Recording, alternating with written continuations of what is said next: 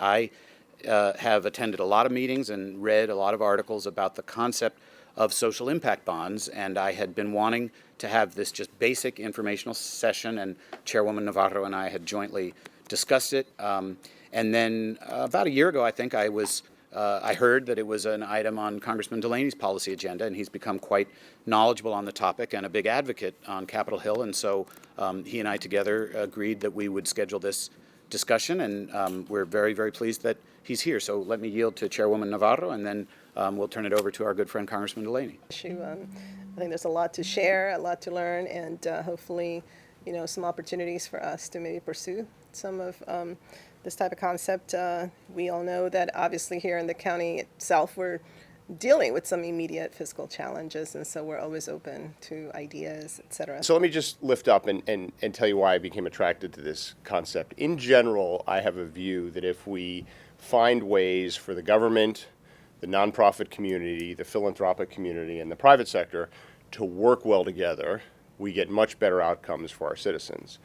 And from my experience in the private sector, whenever I would travel around the country or around the world for that matter, when you found really good economic outcomes and actually kind of a rising level of social justice, you often found a situation where those stakeholders were working really well together. And that's an environment that I know you encourage here in Montgomery County. In any ways, we as policymakers, whether in the Congress or at the council level, can find ways of creating that form of collaboration. I think that's a really good outcome for our citizens. And pay for success and social impact bonds really fits into that larger framework. In situations where you need additional investment, in situations where you need innovation, and in situations where you need more outcomes and metrics, this kind of framework works really well. It encourages people to really step out and say, let's create a new and innovative way to do something. Let's not do the same old tired approaches to how we're trying to address problems that are facing us.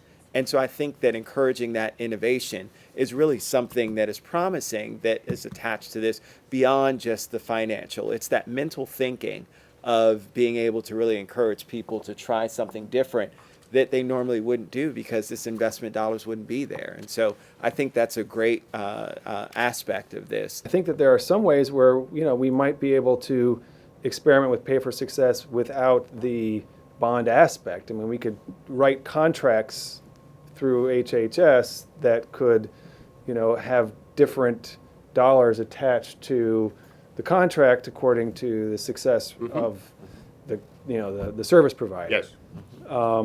So even if we aren't able to find a philanthropic partner to Yes. invest with us, there might be ways to think about some of those services.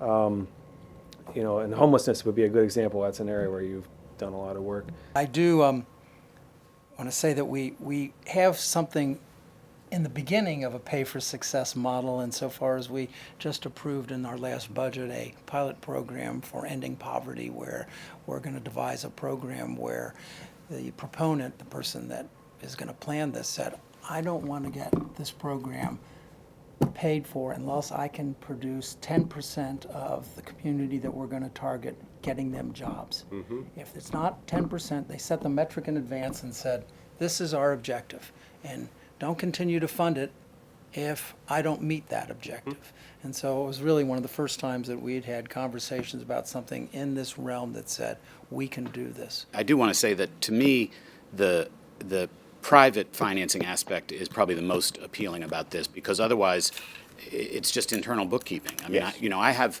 a rental property and I have to pay a large chunk of property taxes at the end of the year. I earn rental income over the year, and I have two checking accounts. My second checking account, I put money in so that I have money to pay property taxes. I haven't earned any more money.